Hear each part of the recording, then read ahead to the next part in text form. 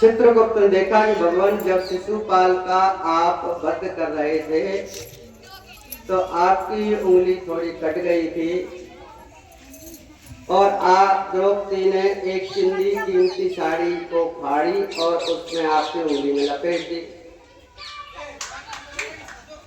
तो भगवान ने कहा कि द्रौपदी ने कुछ त्याग किया है, द्रौपदी ने कुछ दिया है। तो द्रौपदी के लिए भगवान ने फिर हाथ बढ़ाया। ऐसा लगता है दुनिया में जितनी साड़ी बनाने वाली फैक्ट्रियां हैं, सारी की सारी साड़ियां द्रौपदी के चीर में जुटती हुई चली जा रही है। आपत्ति काल का अध्यात्म, आपत्ति काल का धर्म। आपत्ति काल का धर्म क्या है? कोई व्यक्ति जा रहा है, उसका कुछ कट जाता है हाथ में, तो हमारे पास कुछ नहीं, रुमाल है कि हमने बांध दिया तो खून बंद हो गया, उसको हॉस्पिटल में भर्ती करा देते हैं। या कोई ऐसा भूखा व्यक्ति होता है, उसे हम भोजन करा देते हैं।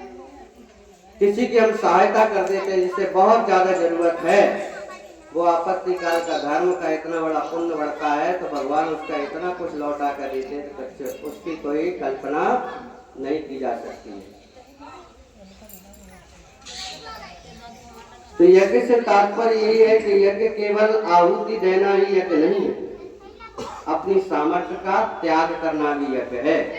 आप यहाँ पर आए हैं, गांव में कितने सारे लोग हैं, कितनी माताएं, मैंने लगभग 1000-2000 की जनसंख्या होगी, सब तक आवाज भी पहुंची। लेकिन जो अपने समय का, भगवान ने जिसको समय दिया है, भगवान का दिया हुआ समय भगवान के कार्य में हम लगाते हैं, यही सब कर्म बन जाता है, यही यज्ञ बन जाता है, यही त्याग बन जाता है। उसी का मूल्यांकन भगवान करते हैं, साधनों का मूल्यांकन नहीं करते भगवान। किसने कितना साधन दिया, कितना दान किया, कितना पुण्य किया। दान और पुण्य करने वाले के साधनों से समाज का कितना भला हुआ है, ये महत्वपूर्ण है। एक गांव में एक सेठ जी रहते थे और एक गरीब व्यक्ति रहता था। दोनों शिवालय में जाते थे और दीप जलाते थे। वो गरीब व्यक्ति था, वो तो केवल छोटा सा दीप लेकर मंदिर में जला करके आता था, लेकिन बड़ा दीप कहाँ जलाता था? अपने घर के द्वारे पर। वहां पर कीचड़ थी, खड्डे थे, गड्ढे थे, निकलने वालों के लिए परेशानी हुआ करती थी। अंधेरा होने के कारण अंधेरे में कोई खड्डे में न गिर जाए, इसलिए वो दीप जलाकर उस रास्ते पर रखता। और सेठ जी हर अमावस्या, पूर्णिमा और प्रतिदिन शिवालय में जाकर के 108 दीप जला करके रोशनी करते थे मंदिर में जाकर। एक दिन दोनों की मृत्यु हुई और दोनों मृत्यु के बाद एक साथ स्वर्गलोक में पहुंचे।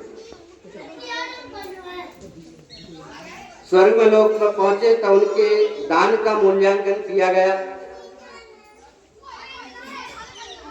तो गुप्तचरों ने, भगवान के दूतों ने बताया कि ये तो सेठ जी हैं, इन्होंने घी, गाय के शुद्ध घी के दीप प्रतिदिन शिवालय में जलाए, भगवान शिव के पास दीपदान किया। और ये गरीब प्रतिदिन शिवालय में दर्शन करने तो जाता था, लेकिन अपनी सामर्थ्य के अनुसार केवल एक छोटा सा दीप तेल का लगाता था और बड़ा वाला दीप अपने घर की डेयरी के पास में, दीवार के पास रखता था, जहाँ पर खड्डे थे, कंकर थे, पत्थर थे, और उस चलते हुए रास्ते पर दीप जलाता था। तो भगवान ने उसका मूल्यांकन किया तो जो गरीब व्यक्ति था उसे अधिक ज्यादा सुविधा वाले लोक में भेजने की बात कही, और सेठ जी को जहाँ सुविधा कम थी वहाँ कम सुविधाएं दी गई और गरीब व्यक्ति को अधिक सुविधाएं दी गई। वो तिल मिला गया। भगवान आप ऐसा कैसा भेदभाव कर सकते हैं? मैंने तो भगवान शिव और आपके मंदिर में प्रतिदिन अमावस्या पूर्णिमा को 108 शुद्ध घी के दीप जलाए, और ये तो अकिंचन मात्र, ये गरीब फटे कपड़े पहनने वाला इस व्यक्ति तो एक दीप जलाता था मंदिर में, मैं 108 जलाता था, तो ऐसा भेदभाव क्यों?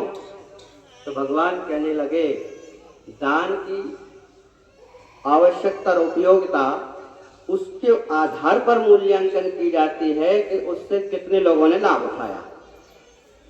आपके द्वारा दीप जलाए गए केवल मंदिर में प्रकाशित होते रहे, और भी लोग आते थे वो भी मंदिर में जलाते थे, लेकिन इस गरीब व्यक्ति ने वहां पर दीप जलाया जहां पर गहरा खड्डा था, कोई अंधेरे में उसमें गिर ना जाए। कंकर पत्थर थे, उसमें कांटे थे। राह दिखाने के लिए, लोगों को रास्ता दिखाने के लिए उस स्थान पर दीप जलाया, इसलिए इसका पुण्य आपके पुण्य से ज्यादा बना।